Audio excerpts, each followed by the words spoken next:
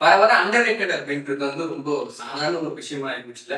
அதுவும் மற்ற இண்டஸ்ட்ரியில எப்படியோ தமிழ் இண்டஸ்ட்ரியை பொறுத்த வரைக்கும் அண்டர் ரேட்டட்ன்றது ஒரு எப்படி சொல்றது அவார்ட் வின்னிங் கிரெடிட் கொடுக்கணும் அப்படின்ற மட்டும் இருக்கு. ஏன்னா வரும்போது நம்ம எதுவுமே அதை பத்தி பெருசா இது பண்ணாம ஒரு 5 வருஷம் கழிச்சு 10 வருஷம் கழிச்சு வந்து சூப்பர் பாட்டு இட்ஸ் மாஸ்டர் பீஸ் அப்படி பச்சையா சொல்ல முடியாது, ஒரு யூகமா சொல்லலாம். Great underrated one rare one அப்படின்னு சொல்லிட்டு பெருசா நம்ம ஹேஷ்டேக் போட்டு செலிப்ரேட் பண்றோம். ஆனா அந்த டைம்லயே நம்ம செலிப்ரேட் பண்ணாம விட்டது யாருக்கு தப்பு. ஸோ அண்டர்ரேட்டட் அப்படின்னு நம்ம எடுத்துக்கிட்டாலே எல்லா ஃபீல்டுமே அந்த ஆர்ட்டும் சரி ஆர்டிஸ்டும் சரி அண்டர்ரேட்டடா இருந்தது. அதுல ஒரு முக்கிய பங்கு இருக்குது மிஸ்டர் செல்வராகவன். செல்வராகவன் அதான் ஆல்ரெடி நான் சொல்லிட்டேன் அண்டர்ரேட்டடுக்கு பேர் போனவர்னு பார்த்தா அது செல்வராகவன் தான். ஸோ கமலுக்கு அப்புறம் எனக்கு தெரிஞ்சு அண்டர்ரேட்டட்ல பேர் போனது யாருன்னு பார்த்தா சவுத் இந்தியாலேயே எனக்கு தெரிஞ்சு செல்வராகவன் தான் நம்ம ஓப்பனாகவே சொல்லலாம். அப்படி இருக்கிற பட்சத்துல ஒரு படம் தான் அண்டர் ரேட்டட் அப்படின்னு சொல்லிட்டு பார்த்தா அவரு லிரிசிஸ்டாவும் ரொம்ப ரொம்ப அண்டர் ரேட்டடா இருக்காரு. இப்போ அண்டர் ரேட்டட்னு சொல்லிட்டு நான் எது சொல்றேன், பாட்டெல்லாம் சூப்பரா ஹிட்டா தான் ஆயிடுச்சானா அந்த பாட்டை எழுதுனது அவரு அப்படின்னு சொல்லிட்டு நமக்கு தெரியுமா? சோ அதுதான் நம்ம இந்த ரிவ்யூல பேச போறோம். Lyricist of Selvaraghavan. ஆணியா புடுங்க வேணாம், வாங்கடா. சோ எனக்கு ஃபர்ஸ்ட் டைம் வந்து ஒரு சில பாட்டு வந்து அவர் படத்துல பாடின பாட்டுனா ஒரு லிரிசிஸ்ட் அப்படின்னு சொல்லிட்டு எனக்கு ஆல்ரெடி தெரியும். ஏன்னா ஃபேனா இருக்கிறதால அவர் கொஞ்சம் நம்ம அனலைஸ் பண்ணி அவர் தான் நம்ம ஐடாலே அப்படின்ற ஒரு பட்சத்தில் அதெல்லாம் ஓரளவுக்கு கொஞ்சம் தெரியும். ஆனா ஒரு சில வந்து அவுட் சைட்ல போய் அவர் பயங்கரமான ஒரு பாடெல்லாம் எழுதிருக்காரு அப்படின்னு ஒண்ணு ரொம்ப எக்ஸைட்மெண்ட் ஆச்சு. 2-3 பாட்டு தான், ஆனா அதுவே ஒரு மாதிரி ரொம்ப ஒரு மாதிரி அப்படின்ற மாதிரி இருந்துச்சு. ஸோ அதுதான் நம்ம இந்த வீடியோவில் பேச போறோம். அவர் ஃபர்ஸ்ட் எழுதின பாடல் வந்து அவர் படத்துல துன்பது இளமை அவரோட முதல் படத்துல வந்து கண் முன்னே எத்தனை நிலவு அப்படின்னு சொல்லிட்டு ஒரு பாட்டு இருக்கும். கண் முன்னே எத்தனை நிலவு காலையிலே உண்மையில சூப்பரான பாட்டு. அது வந்து ஒரு எப்படி சொல்றது நியூ ஜென் அப்படின்னு சொல்லலாம். ஒரு மாடர்ன் எரா மாடர்ன் ஜென் அந்த கைண்ட் ஆஃப் ஒரு லிரிக் தான் அதுல இருக்கும். அது மாதிரி சூப்பராகவும் இருக்கும் அந்த பாட்டு. ஒரு ராக் சாங் அப்படின்ற மாதிரி ஒரு லெவல்ல கூட பேசிருக்கலாம். அதுக்கப்புறம் அவர் எழுதின பாட்டு வந்து 1001 எனக்கு ரொம்ப ரொம்ப ரொம்ப சர்ப்ரைஸ். இந்த பாட்டு இவர் எழுதினாரான்னு சொல்லிட்டு முடிஞ்சா அந்த பாட்டை போய் நீங்க கேட்டு பாருங்க. எனக்கு தெரிஞ்சு வைரமுத்தோ வாலியோ எழுத வேண்டிய பாட்டுன்னு நான் நினைச்சேன். எழுதின பாட்டுன்னு நான் நினைச்சேன். ஆனா தாய் திங்கம் சொல்லிட்டு ஒரு பாடல் இருக்கும். அந்த பாட்டு மேக்சிமம் போய் கேட்டு பாருங்க. நெல்லாடிய நீலமெங்கே ரொம்ப ரொம்ப அண்டர் ரேட்டடான ஒரு பாட்டுனா அது 1001 தாய் திங்கம் சொல்லிட்டு ஒரு பாட்டு இருக்கும். அந்த பாட்டு வந்து 2 வெர்ஷனா இருக்கும். ஃபோக் வெர்ஷனா படத்துல இருக்குது ஃபோக் வெர்ஷன், அதுக்கப்புறமா கிளாசிக்கல் வெர்ஷனா ஒரு வேற லெவல்ல சூப்பரா இருக்கும் அந்த பாட்டு.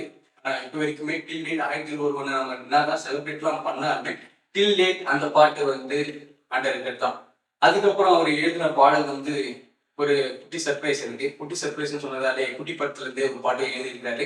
அந்த பாட்டு வந்து நீ காதலிக்கும் பொண்ணு அப்படின்னு சொல்லிட்டு. நீ காதலிக்கும் பொண்ணு காதலிக்கலன்னா கவலைப்படாதே கண்ணா கவலை. உங்களுக்கு ஷாக்கா இருக்கா? ஆனா இது ரொம்ப ரொம்ப ஷாக் ஆச்சு. இந்த பாட்டு இப்படி எழுதினாரா அப்படின்னு சொல்லிட்டு வேற லெவல்ல ஒரு அப்ப இருக்க ஒரு இதுக்கு வந்து ஒன் சைட் லவ் பத்தி சூப்பரா இருக்கும். எப்போ வரைக்கும் அந்த பாட்டு கேட்டு வைப் பண்ணாதவங்க ஃபீல் பண்ணாதவங்க எல்லாம் ஒன் சைட் லவ்வர்ஸ் எப்பவுமே நான் பார்க்கறது அதான். பாடல் வெற்றிக்கு காரணம் மியூசிக் டைரக்டர் மட்டும் கிடையாது, சிங்கர் மட்டும் கிடையாது, லிரிசிஸ்டுக்கு ஒரு முக்கிய பங்கு இருக்கு.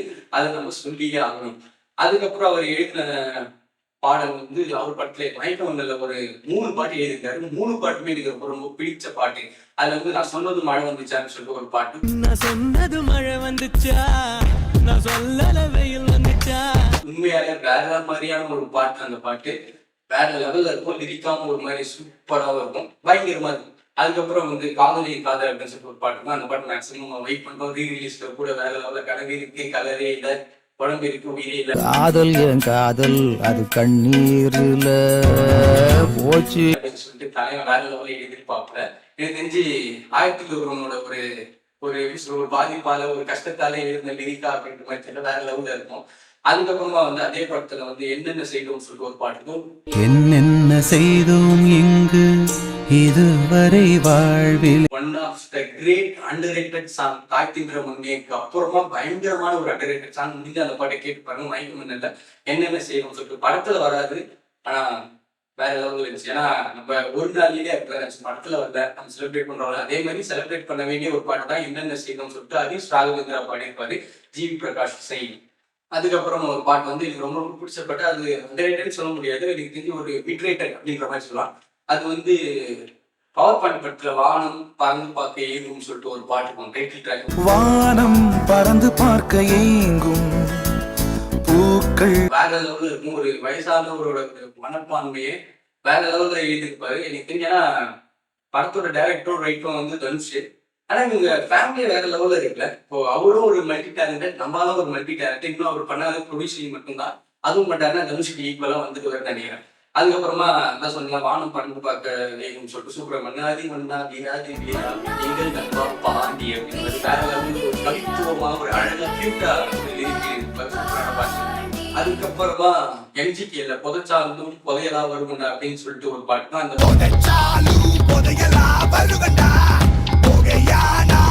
பாட்டுல வந்து லிரிக்கா ரொம்ப கம்மி தான். அது வந்து எப்பவுமே சிவராகவன் படத்துல வந்து ஒரு மேடான சாங் ஒன்று இருக்கும்.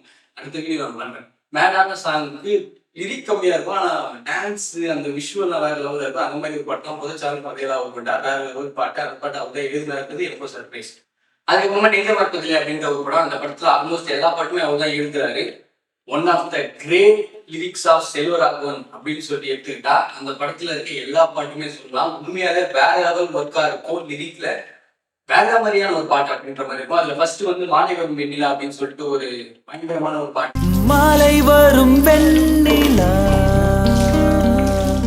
அந்த பாட்டோட ஒரு ஸ்பெஷாலிட்டி என்னன்னா, யுவன் சங்கர் ராஜா மியூசிக் போட, செல்வராகவன் லிரிக் எழுத, தனுஷ் பாட அப்படின்ற மாதிரி உண்மையாலே ஒரு சூப்பரான ஒரு வேற லெவல் காம்போ தான் அந்த பாட்டு. உண்மையாலே லிரிக்காவும் வேற லெவலில் இருக்கும். தனுஷோட ஒரு வாய்ஸும் உண்மையாலே ஒரு ஆன்மாவே தரும் அந்த பாட்டுக்குன்ற மாதிரி வேற லெவலில் இருக்கும். ஓப்பனிங்கே ஒரு மாதிரி சூப்பரா இருக்கும். மியூசிக்கும் யுவன் சங்கர் ராஜா பீக் அப்படின்ற மாதிரி. அதே மாதிரி அண்டர் ரேட்டட் சாங் கூட சொல்லணும். உண்மையிலே வேற லெவல் பாட்டாக கூட ஒரு செம்மையான ஒரு விதிக்கு இருக்கும். மழைக்குடி முன்பிடி எது நிஜம் எது நிழல் நீ வைக்கிறாய் நான் சுமக்கிறேன் என்ன ஆசைகள் என் தேவைகள் என்னென்னவோ உயிரே உறவே அப்படின்னு சொல்லிட்டு ஒரு வெல் நோன் லிரிசிஸ்ட் எழுதுனா எப்படி இருக்கும்னு சொல்லிட்டு அவ்வளவு வேற லெவல்ல இருக்கும் அந்த பாட்டு. அதுக்கப்புறம் உன் மனசுல பட்டு போறாளே ராமசாமி ராம்சே ராம்சேன்னு சொல்லிட்டு உன் மேல ஒரு மாதிரி கலக்கி இருப்பாரு லிரிக்ல. அதுக்கப்புறமா அதே பாட்டுல வந்து இன்னொரு பாட்டு வந்து என் பொண்டாட்டி ஊருக்கு போயிட்டு அதுக்குமே கல்யாணம் இருந்துச்சுன்னா அந்த பாட்டுல ஒரு mad song of mad mad mad அப்படின்னு சொல்லலாம். உண்மையில வேற லெவல்ல இருக்கும். கண்ணு கலங்குது நெஞ்சு வலிக்குதுன்னு சொல்லிட்டு ஒரு மாதிரி புருஷனோட கதையெல்லாம் கொட்டி இருப்பாரு. உண்மையிலே வேற மாதிரியான ஒரு பாட்டு. அதுக்கப்புறமா நீங்க ரொம்ப ரொம்ப பிடிச்ச பாட்டு வந்து கண்ணுங்களா செல்லுங்களான்னு சொல்லிட்டு கண்ணுங்களா ஏன் கண்ணுங்களா உண்மையாலே வேற லெவல்ல இருக்கு. இதெல்லாம் வந்து ஒரு எம்எஸ்பிக்கோ அந்த டைம்ல ஒரு டிஎம் சவுந்தரராஜனுக்கோ லிரிக் எழுதினா எப்படி இருக்குமோ அப்படிதான் இருக்கும் அந்த பாட்டுல. உண்மையிலே வேற லெவல் இருக்கும். அதே மாதிரி அந்த பாட்டோட ஒரு ஸ்பெஷாலிட்டினா, ஸோ நான் போன வீடியோல சொல்லியிருப்பேன், writer when it comes lyricist அப்படின்னு வரும்போது அதோட லிரிக்கா அந்த படத்துக்கு ஒரு வேல்யூ, பாட்டுக்கு ஒரு வேல்யூ வந்துடும் அப்படின்ற மாதிரி அவரே படத்துக்கு ரைட்டரா இருந்ததால லிரிக்ஸும் அவரே எழுதுனதால அந்த சிச்சுவேஷனுக்கு வேற லெவல்ல இருக்கும். ஐயா வந்து தரங்க காப்பி போடணும், எத்தனை மேல எத்தனை லாரி தான் அப்படின்னு சொல்லிட்டு உண்மையாலே வேற லெவல்ல இருக்கும்.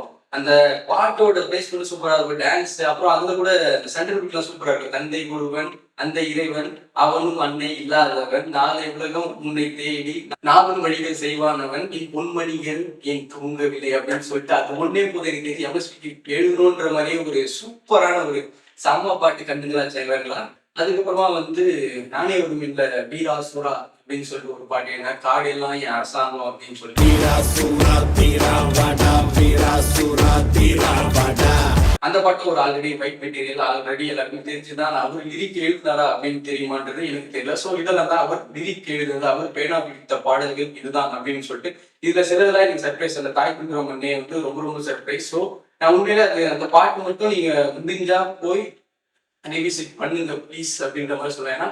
ஸோ அந்த பாட்டு யார் எழுதுவாங்கன்னா லிரிக் ஒரு பேஷன் இருக்கும். ஒரு லிரிசிஸ்டா நான் வரணுன்றவங்க தான் அப்படி எழுத முடியும். உண்மையில அப்படி எழுதிப்பாரு தாய் குங்குற மண்ணே வேற லெவலில். அதுல கூட ஒன்று வரும், புலிக்கறி பொறித்த சோழ தேசங்கள் எலிக்கறி பொறிப்பது ஏனோ அப்படின்னு சொல்லிட்டு உண்மையாலே வேற மாதிரி சூப்பரா தான் செல்வராகவன் எழுதிய பாடல்கள்.